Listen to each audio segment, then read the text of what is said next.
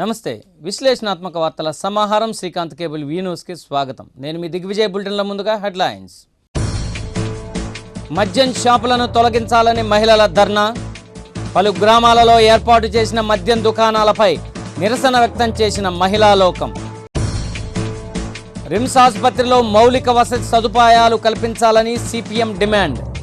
ప్రభుత్వం సమస్యలను పరిష్కరించకపోతే ఉద్యమాన్ని ఉధృతం చేస్తామని హెచ్చరిక.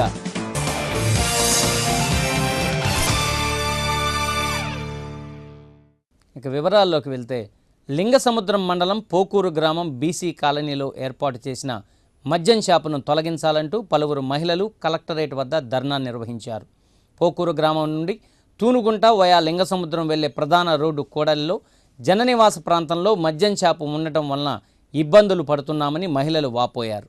అక్కడ గుడి, వాటర్ ప్లాంటు, పాఠశాల ఉండటం వలన మద్యం త్రాగిన వారు ఇబ్బందులకు గురి చేస్తున్నారన్నారు. ఇతర ప్రాంతాల నుండి వచ్చి మద్యం సేవించి మహిళల పట్ల అసభ్యంగా ప్రవర్తిస్తున్నారని వాపోయారు. మద్యం త్రాగి రోడ్డుపై చిందులు తొక్కుతూ స్కూలుకు వెళ్లే పిల్లలను అల్లరి చేస్తూ నానా యాగీ చేస్తున్నారన్నారు. తక్షణమే కలెక్టర్ స్పందించి ఆత్మకూరి బ్రహ్మయ్య ఇంట్లో ఉన్న మద్యం షాపులను తొలగించాలని ఆదేశించారు. మాకు చదువుకునే పిల్లలు ప్రాబ్లం, బైకులు అన్నీ అక్కడే పెట్టుంటారు. వాటి పోవాలన్నా రావాలన్నా రాందాడు ఇబ్బంది అవుతుంది.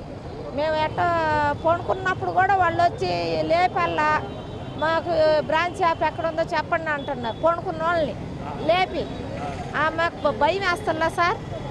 మేము ఒంటిగాళ్ళు మగాళ్ళు కూడా లేరు మాకు. మేము చదివించుకుంటున్నాం పిల్లలు, ఎక్కొచ్చిన పిల్లలు, వాళ్ళకి భయమే కదా. అటు రావాలన్నా పోవాలన్నా మెయిన్ రోడ్ సార్. అట్లని మాకు భయం వేస్తుంది కాబట్టి మాకు వద్దనుకుంటున్నాం. మా ఇళ్ళ ముందులో వద్దనుకుంటున్నాం ఆ షాపు. ఎవరు రాలేదు సార్, పోలీసులు వచ్చి చూసి వెళ్ళారు. వాళ్ళకి లైసెన్స్ ఉందంట.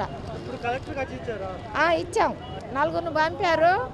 మేము మాకు అంతా చిన్న వయసుకు వచ్చిన పిల్లలు ఉన్నారు. అక్కడ మరి మగవాళ్ళు తాగి రాందారు చేస్తున్నారు. బ్రాందీ షాపు పిల్లలు తాగి వచ్చి మమ్మల్ని బాగా చేస్తుండారు. తాగిన వాళ్ళని చూసి వాళ్ళు వచ్చి ఉండారు. మీరు కూడా వాళ్ళ మీద బాగా చేస్తుండాడు. ఆ గోళకు బారాంచలేక మేము వచ్చాం సార్. అది మీరు వచ్చి సార్ ఇచ్చుకోవాలా. ఏమైంది మమ్మల్ని ఇబ్బంది పెడుతున్నారు. అన్నం తినేటోళ్ళ మమ్మల్ని అన్నం తినేటోళ్ళ. మంచి లేదు, చెడ్డ లేదు. అదేమంటే వెళ్ళండి మీరు మా ఇంట్లో వద్దని తరుముకుంటున్నారు. ఇంట్లో ఇటీవల ఎత్తపాడు పెట్టి వస్తుండారు. అదేమని ఇచ్చావని అడిగితే మమ్మల్ని బాధతుండారు. అందుకు బారాంచుకోలేక వచ్చాం సార్. ఇది మా బాబు. మద్దిపాడు గ్రామంలోని ఎస్సీ, బీసీ ప్రజలు నివసించే కూడలిలో 2 బ్రాందీ షాపులు ఏర్పాటు చేయడం వలన ప్రజలు ఇబ్బందులు పడుతున్నారని గ్రామస్తులు వాపోయారు. కలెక్టరేట్ వద్ద భారీగా మద్దిపాడు మహిళలు చేరుకొని నిరసన చేపట్టారు. సుప్రీంకోర్టు ఆదేశాల ప్రకారం బ్రాందీ షాపు ఊరికి దగ్గరలో ఉండకూడదన్న నిబంధనలు ఉన్న వాటిని పాటించకుండా అనుమతులు మంజూరు చేశారంటూ ఐద్వా నాయకురాలు ఆదిలక్ష్మి, గ్రామ సర్పంచ్ వెంకటేశ్వర్లతో పాటు గ్రామస్తులు వాపోయారు. ఎస్సీ, బీసీ కాలనీల్లో ప్రజలు ముఖ్యంగా కూలీ పనులు చేసుకొని జీవనం సాగిస్తున్నామని, నివాస గృహాలకు బ్రాందీ షాపు దగ్గరగా ఉండటం వలన వచ్చిన డబ్బులు తాగుడుకు ఖర్చు చేస్తున్నారని ఆవేదన వ్యక్తం చేశారు. సరిగ్గా ఇల్లు గడవక మద్యానికి బానిసలై భార్యా పిల్లలను వేధించే పరిస్థితి ఎదురవుతుందన్నారు. ప్రజల శ్రేయస్సు కోరి తక్షణమే బ్రాందీ షాపులను తొలగించాలని కలెక్టర్కు విన్నవించారు. రాష్ట్ర రహదారులు, నేషనల్ జాతీయ రహదారులకి పక్కన 250 మీటర్లు అవతల పెట్టుకోమని పేపర్లు తవ్వుతూ ఉన్నాము. దాని కారణంగా మద్దిపాడు గ్రామంలో గతంలో 2 షాపులు ఉన్నందున ఈ సంవత్సరం ఈ కొత్త మద్య పాలసీ దాని మీద మద్దిపాడు బీసీ కాలనీ అంటే అన్ని కులాలు అక్కడ నివసిస్తూ ఉన్నాయి. దానికి దగ్గరలో అంటే ఆ కాలనీకి ముందు భాగాన కొత్తగా షాప్ ఏర్పాటు చేస్తూ ఉన్నారు. మేము మద్దిపాడు సర్పంచ్గా మేము కూడా చెప్పి ఉన్నాము. అయితే అది మా డొంక అవతల అంటే మా పులిమేర అంటే పక్క సీతారామపురం పంచాయతీలో లిమిట్స్లో పెడతా ఉన్నారు. కాబట్టి దానివల్ల ఈ కాలనీ వాళ్ళు బట్టలు ఉతుక్కోవడానికి పోవడానికి పక్కన గొలకమ్మ రైట్ కుడుకునే మెయిన్ కాలం ఉంది. దానివల్ల వాళ్ళకి మహిళలకి రాత్రులు కానివ్వండి, అట్లనే పగలు కూడా వాళ్ళ బట్టలు కూడా పోతే ఆడ ఇబ్బందికరంగా ఉంటుంది. కాబట్టి మేము మా గ్రామం తరఫున ఆ మహిళలు, ఆ కాలనీ వాళ్ళ మొత్తం తరఫున కూడా మేము షాపుని మద్దిపాడు గ్రామంలో అక్కడ ఏర్పాటు చేయొద్దని మేము గతంలో వినతి ఇచ్చున్నాము. అట్లనే ఆ కాలనీ వస్తువులు మొత్తం కూడా లోకల్ ఎంఆర్ఓ గారికి, ఎంపీడీఓ గారికి, ఎస్ఐ గారికి అలాగనే కూడా సంబంధిత అధికారులు తెలియపరిచి ఉన్నారు. మద్దిపాడు మండలం, మద్దిపాడు హెడ్ క్వార్టర్ బీసీ కాలనీలో ఈ పాటికే నేషనల్ హైవే సుప్రీంకోర్టు ఏదైతే తీర్పిచ్చిందో నేషనల్ హైవే పక్కనున్న షాపులు తీసేయాలని చెప్పేసి సుప్రీంకోర్టు అయితే తీర్పిచ్చింది. కానీ ఇప్పుడున్న ప్రభుత్వాలు దాన్ని అమలు చేయటంలో బాగా అంటే అమలు చేయటంలో కూడా పక్షపాత వైఖరిలాగా ఈరోజు ఏదైతే సుప్రీంకోర్టు తీర్పును కూడా పక్కదారిని పట్టించే రీతిలో ఈరోజు జాతీయ రాష్ట్ర రహదారుల్ని స్థానిక రహదారులుగా చూయించడానికి జీవోలు కూడా తెస్తా ఉన్నారు. అది సరైంది కాదు. ఈ బీసీ కాలనీలు కానీ మనం పరిశీలన చేసినట్లయితే సుప్రీంకోర్టు తీర్పు ఏదైతే ఉందో నేషనల్ హైవేకి 500 మీటర్ల దూరంలో ఉండాలని చెప్పేసి అక్కడ పెట్టిన షాప్ ఆ కాలనీలో పెట్టిన షాపు 500 మీటర్ల దూరంలో కూడా లేదు. అంతేకాదు బీసీ కాలనీ మహిళలు కానీ అక్కడున్న పురుషులందరూ వ్యాపారాల రీత్యా పూసల వ్యాపారాలు ఇన్స్టాల్మెంట్గా వ్యాపారాలు చేసుకుంటారు. మగవాళ్ళందరూ ఒక 5-6 నెలల పాటు ఇళ్ల దగ్గర ఉండకుండా వ్యాపార రీత్యా వివిధ జిల్లాలకి వెళ్ళిపోతున్న పరిస్థితి వలస వెళ్తూ ఉంటారు. గ్రామాల్లో ఉన్న మహిళలు పూసల వ్యాపారం చేసుకుంటూ ఉంటున్న పరిస్థితి ఉంది. ఈరోజు అక్కడ షాపు పెడితే తాగిన వాళ్ళందరూ ఆ కాలనీలో నుంచే వెళ్లాల్సిన పరిస్థితి వస్తూ ఉంది. మహిళలకి అనేక ఇబ్బందులకు గురవుతూ ఉన్నారు. మా కాలనీ పక్కనే బీసీ కాలనీ పక్కనే మందు షాప్ పెట్టారు. మా ఇల్లులు కూడా ఎంతో దూరం లేదు, 10 అడుగులు వేయగానే బ్యాండ్ షాప్ ఇల్లులు వస్తాయి. అక్కడ మేము పిల్లలు అందరూ వదిలేసిపోతాం, బేరాలకి కూటికి వెళ్ళిపోతామండి, కూలికి వెళ్ళిపోతే ఇంకా మా పరిస్థితి ఏంది? పిల్లలు బాత్రూమ్ కూడా అటువే ఆ సైడే పోతారు, అటు సైడే పోతారు. కాబట్టి మీరు ఏదన్నా మాకు చేయండి, మాకు ఆ షాప్ వద్దు. మీ మీడియా వల్ల ఏమన్నా ఉపయోగం ఉంటే మాకు సాయం చేయండి. పర్చూరు మండలం దేవరపల్లి గ్రామస్తులు తమ సమస్యల సాధన కోసం కలెక్టరేట్ను ముట్టడించారు. ఆక్రమణకు గురైన కృష్ణంరాజు చెరువును బాగు చేసి త్రాగునీటి వసతి కల్పించాలని ఎంపీటీసీ వై సుబ్బారావు కలెక్టర్కు విన్నవించారు. గ్రామస్తులకు త్రాగునీటి ఎద్దడి తీవ్రమైందని, పశువులకు కూడా నీరు దొరక్క ఇబ్బందులు పడుతున్నామన్నారు. కొంతమంది ఆక్రమణదారులు చెరువును కబ్జా చేసుకున్నారని పేర్కొన్నారు. తక్షణమే రెవెన్యూ అధికారులు కలుగజేసుకుని చెరువు పూడిగ తీసి త్రాగునీటి వసతి కల్పించాలని కోరారు. మాది పర్చూరు మండలం దేవరపల్లి గ్రామవాసుని. మా గ్రామంలో ఉన్న కృష్ణరాజు చెరువు అంధాక్రాంతం అయి ఉంది. కావున గ్రామ ప్రజలు నీటితోటి చాలా ఇబ్బంది పడుతున్నారు. కాబట్టి మా ఊరి కృష్ణరాజు చెరువుని అభివృద్ధి చేయాలని చెప్పనని ఒక దేవరపల్లి గ్రామ పౌరుడిగా నీళ్లకు చాలా ఇబ్బంది పడుతున్నాం మేము. అది కొంతమంది అంధాక్రాంతులు ఆక్రమించుకొని దాంట్లో వాళ్ళు ఇష్టం వచ్చినట్టుగా సాగిస్తున్నారు. కాబట్టి ఆ చెరువుని మాకు తాగటానికి నీళ్ళు లేక చాలా ఇబ్బంది పడుతున్నాం. దానికి సహకరించవలసిందిగా కలెక్టర్ గారిని కోరటానికి ఇక్కడికి వచ్చాం. కృష్ణరాజు చెరువు దేవరపల్లి గ్రామానికి దాత ఇచ్చాడు. ఒకప్పుడు దాత ఇస్తే దాన్ని అభివృద్ధి చేయడానికి నీళ్లు లేక మహిళలు ఎంతో ఇబ్బంది పడుతున్నారు. నీళ్లు లేక వర్షాధారం మీద ఆధారపడిన ఆ దేవరపల్లి గ్రామం అది. ఎటు నుంచి వచ్చేది సాగర్ నీళ్లు కానీ ఎటు నుంచి నీళ్లు వచ్చేది ఎటు పరిస్థితులు ఎటు అవకాశం లేదు. వర్షాధారపు నీరు మాత్రమే వినియోగించుకోవాలి. దాన్ని వినియోగించుకోవడం అప్పట్లో సరిపోదు. ఇప్పట్లో ప్రజలు పెరిగారు కాబట్టి వాటర్ సరిపోట్లా. మంచినీళ్ళు తాగడానికి 20 రూపాయలు పెట్టి క్యాన్ వాటర్ కొనుక్కోవాల్సి వస్తుంది. ఎటు పరిస్థితుల్లో నీళ్లు లేవు. ఇప్పుడు చెరువు పరిస్థితి మామూలుగా లేదు. గేదెలకి బోదలకి నీళ్లు లేవాలంటే ఆ చెరువు సరిపోట్లా.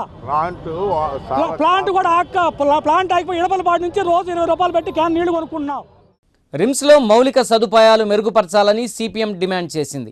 సిపిఎం నగర అధ్యక్షుడు కొండారెడ్డి ఆధ్వర్యంలో రిమ్స్ వద్ద ధర్నా నిర్వహించారు. పెద్ద ఆసుపత్రిలో పేదవాడికి సేవలు అందక అనేక ఇబ్బందులు పడుతున్నారన్నారు.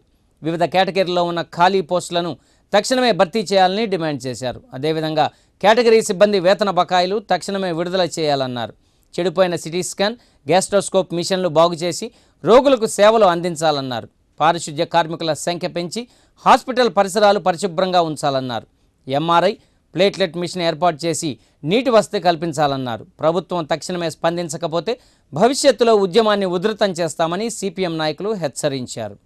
రిమ్స్లో వైద్య సేవలు, మౌలిక సదుపాయాలు మెరుగుపరచాలని కోరుతూ సిపిఎం ఈరోజు ఈ ధర్నా కార్యక్రమాన్ని నిర్వహిస్తూ ఉంది.